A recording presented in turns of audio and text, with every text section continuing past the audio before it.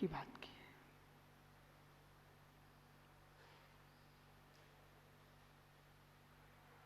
कि मुझे मालूम है जो बात मैं कर रहा हूं इसमें जीने वालों की संख्या बहुत कम है, पर यह बात भी सत्य है, इसमें जीने वाला ही भगवान बनेगा।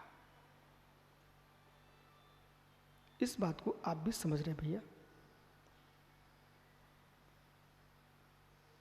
रिझाने की बातें करना अलग विषय है, रिझाने की बात करना अलग विषय है, रिझाने की बात करना अलग विषय है, रमाने की बात करना अलग विषय है। ये तत्व ज्ञान रिझाने की बात नहीं करता है, ये रमाने की बात करता है। विषय कसाय में जीव रीझते हैं। आप सब समझ रहे हैं ना मैं क्या बोल रहा हूं? विषय कसाय में जीव रीझते हैं और निज ब्रह्म में जीव रमते हैं।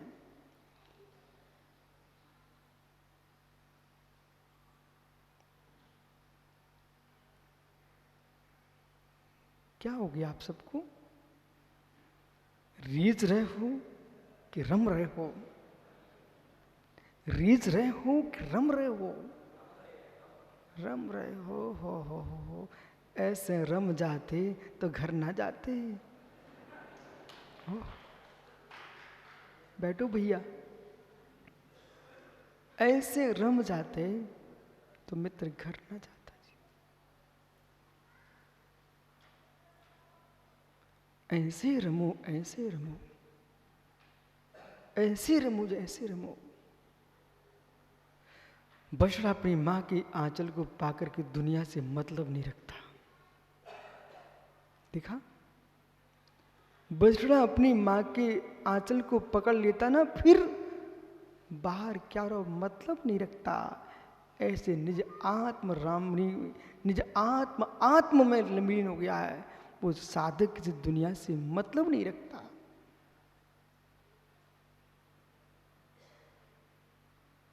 मोक्ष तत्व की सिद्धि चाहिए है, मोक्ष तत्व की सिद्धि चाहिए है, संपूर्ण सागरी मोह तत्व छोड़ना पड़ेगा। और जब तक मोह तत्व चिपका है जीव, मोक्ष तत्व नहीं आ सकता। मोह तत्व छोड़ना पड़ेगा। उसका पुरुषार्थ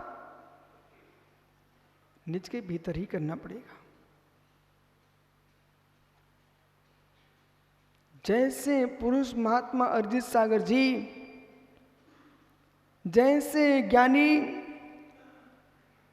एक व्यापारी धन कमाने के लिए बुद्धि लगाता है, सोच करके कमाता है, ऐसे मित्र रत्नात्रय की आराधना बुद्धिपूर्वक करने का विचार करना पड़ेगा। स्पष्ट बोलूं, कोई भी इंद्रिय तुमको परेशान नहीं कर सकती। आप चुनौती से कहता अंकुर, कोई भी इंद्रिय विषय आपको परेशान नहीं कर सकता बेटा, नहीं कर सकता। सीढ़ियों पर बंदर बैठा हुआ था।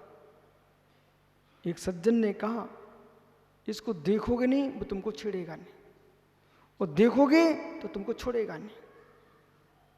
आप अनुभव कर लेना, कोई भी जानवर हो उसकी आंख में आंख मत बुलाइए, आप शांति चले जाओ, कुछ नहीं करेगा आपसे। और जहां तुमने देखा अब तुमको छोड़ेगा नहीं, छेड़ो मत उसको। ऐसे ही 5 इंद्रिय के जो विषय संसार में पड़े हुए हैं, वे बंदर की भांति शांत पड़े हुए हैं, पड़े रहने दो। आप रस नहीं लोगे ना तो कोई इंद्रिय तुमको परेशान नहीं करेगी। जब तुम स्वयं बुद्धि पूर्वक उसका वेदन करना चाहते हो, चिंतन कर रहे हो, रस ले रहे हो, तो मेरे फिर इंद्रियां तो जगेंगी, मोह जगेगा। एक बार हार्दिक को याद आ गई, मेरी माँ इंदौर में क्या कर रही है, ठीक उसको छोड़ दो। अब वो ये सोच रहा है इस समय झाड़ू लगा रही होगी, इसमें भोजन बना रही होगी मेरी माँ, इसमें मेरी याद कर रही होगी। अब वो याद करे ना करे, लेकिन बेटा तुम तो याद में डूब गए। माँ ये सोच रही है बेटा वहां महाराज जी के पास साधना कर रहा है और बेटा माँ की झाड़ू देख रहा है। ओहो तू क्या देख रहा है भाई? पीयूष, माँ देख रही है कि बेटा सामायिक कर रहा होगा, गुरु जी के आहार दे रहा होगा, अब स्वाध्याय कर रहा होगा, और बेटा देखे माँ कलाकंद बना रही होगी। किसकी दृष्टि ऊंची? किसकी मां दृष्टि ऊंची? संपूर्ण सागर मां देख रही है, बेटा पंचाशती का सुन रहा होगा, बेटा स्वाध्याय कर रहा होगा, और बेटा सोच रहा मां कौन से कबाड़े को उठा के रख रही होगी। किसकी दृष्टि ऊंची है? मित्र, मां का सोच ऊंचा है, वो अपने बेटे को हर समय ऊंचा देख रही है। पर बेटे तुम मां को मत देखो, तुम निज आत्मा को देखो।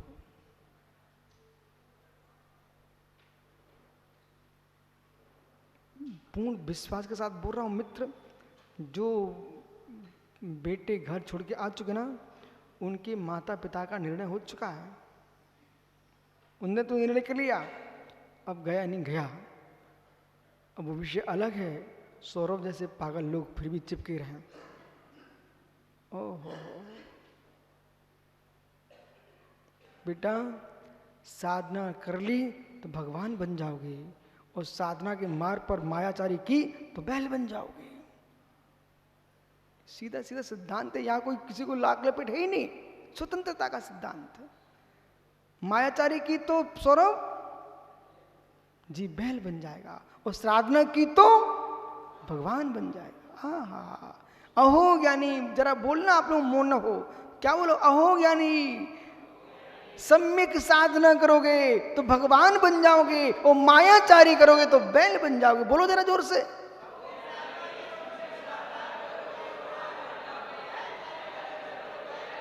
अहो ज्ञानी, किसको सुना रहे हो? हो।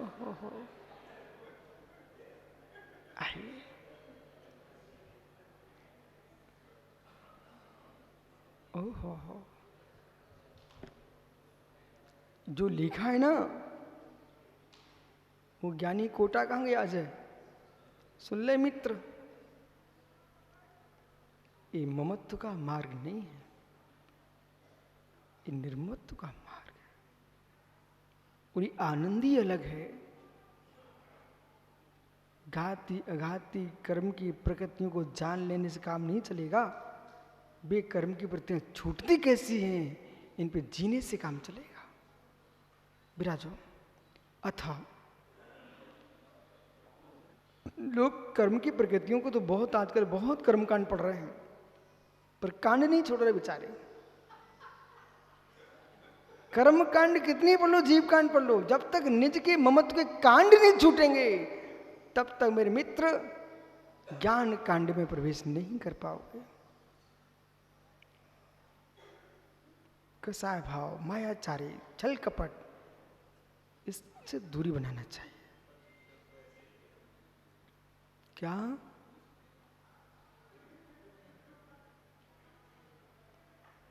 मेरा मन कहता बार बार दिनेश पंडित जी, साधना के मार्ग पर आध्यात्मिक होना चाहिए। साधना के मार्ग पर आध्यात्मिक होना चाहिए। जो लोग आध्यात्मिक नहीं जी पाते ना, वे स्वयं क्लेश को प्राप्त हो दूसरे को क्लेश देते। बेटी की शादी करो ना, उसे एक शब्द बोलना, बिटिया मैं अपना घर से तुझे बाहर भगाना नहीं चाहती, बिल्कुल नहीं भगा रहा हूं, पर मेरे घर में तुमको मेरी बेटी बन के रहना पड़ेगा, तो ब्रह्मचारी बन के रहना पड़ेगा।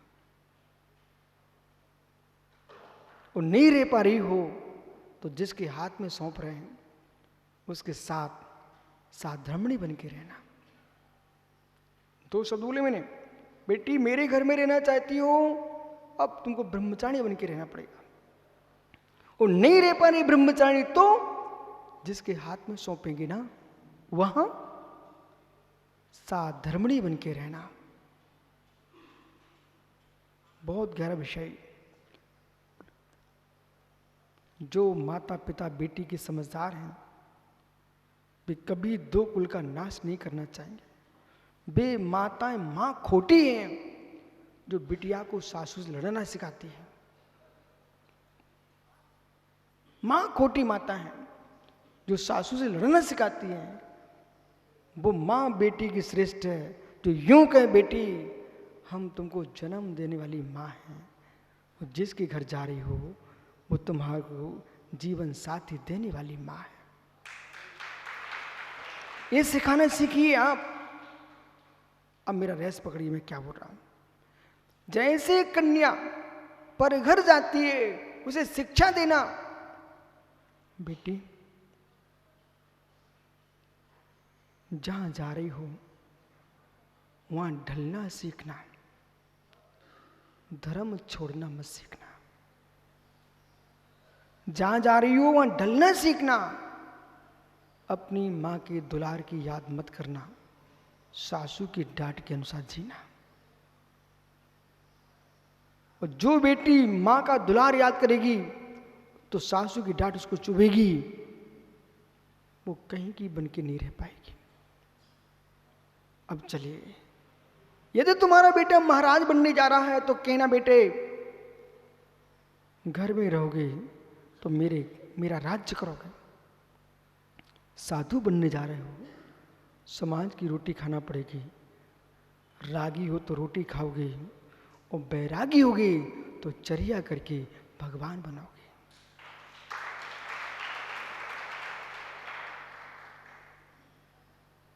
चर्या करके भगवान बनोगे। बैरागी कभी नहीं कह सकता कि दिनेश पंडित जी ने चौके में मुझे अच्छा आहार नहीं दिया, क्यों चौका लगा लिया। बैरागी ये कहेगा हमने दिया क्या है, उन्होंने मेरी साधना में साधक ही तो बने हैं। इन भाषाओं को भूल मत जाए महाराज, अन्यथा मोक्ष मार्ग का भेष बना रहेगा। मोक्ष मार्ग की भाषा ही भूल चुके होंगे, और जब मोक्ष मार्ग की भाषा भूल चुके हो तो भाव कहां से आ पाएंगे।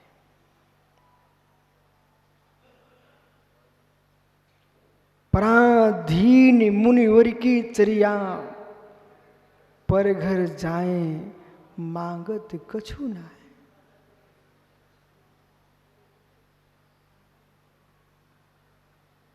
तब लगे जब अंजलि लगा के निकले साधु, ए मत देखो कि महात्मा जबलपुरिया खड़ा कि भागलपुरिया खड़ा है। ए देखो कभी इस मुद्रा में महावीर जाते होंगे तो कभी ऋषभदेव जाते होंगे, और भाग्य मेरा उनकी मुद्रा में मैं जा रहा।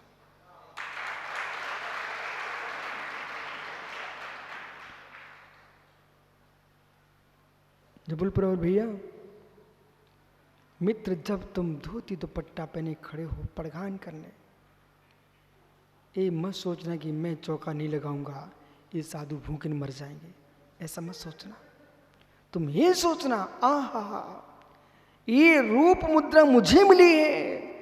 जब कभी राजा श्रीडेग चेल नहीं खड़े होते होंगे तो कभी श्रीयांश सोम ऋषभ देव को पटगान कर रहे होंगे, तो कभी चांद दिधारी मुंडराज को चक्रवर्ती भरत खड़ा होगा अपने द्वार पर, और भाग्य मेरा आज मुझे पटगान करने को मिल रहा है।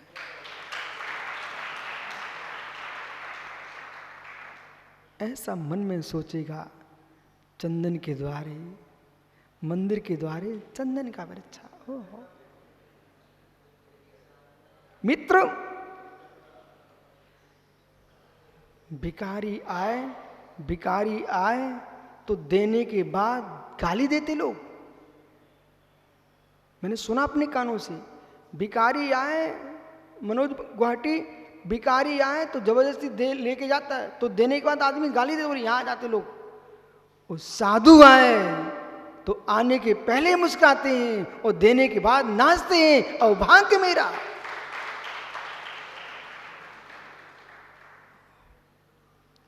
इसलिए हे श्रमणों, तुम भिखारी नहीं हो, तुम साधु हो, भिक्षु हो।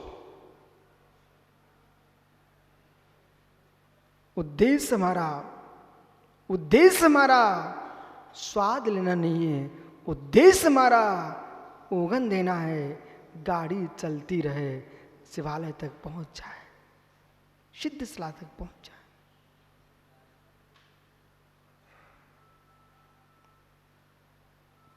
ये रहस्य है।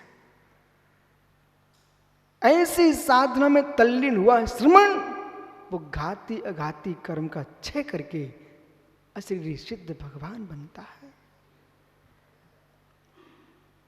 बेराजो ज्ञानी, क्या हो गया?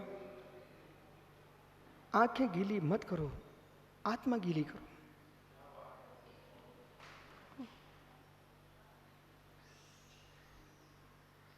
घाती घाती ज्ञानी राजस्थानी, वो बांसवाड़ा सांगवाड़ा, बालक सुन रहा कि नहीं? क्या सुना? मित्र, वैराग्य है तो कौन रोक पाएगा, और राग है तो कौन भगा पाएगा? सत्य है। इसलिए टेंशन नहीं लेने का। भीतर वैराग जग चुका है तो जगत की कोई शक्ति नहीं रोक पाएगी साधु बनने से। और वैराग नहीं जगा तो मेरे मित्र, ऐसे लोग घर में मिल जाएंगे जिनके बेटे बेटियां डंडा मारते तब भी घर से बाहर नहीं निकलते। ये सत्य नहीं है क्या?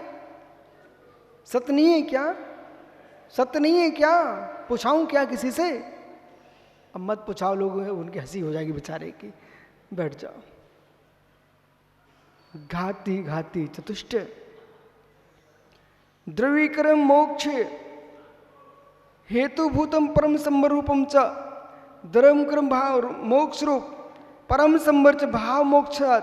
परम संवरभूत को ये तो भाव मोक्ष हेतु अभावे, द्रव्य प्रत्यय रूप हेतु अभावे सती, जो द्रव बंध के द्रव प्रत्यय हैं उनका अभाव होने पर रियम निश्चा जयदि ये जीव प्राप्त करता है। कस्य?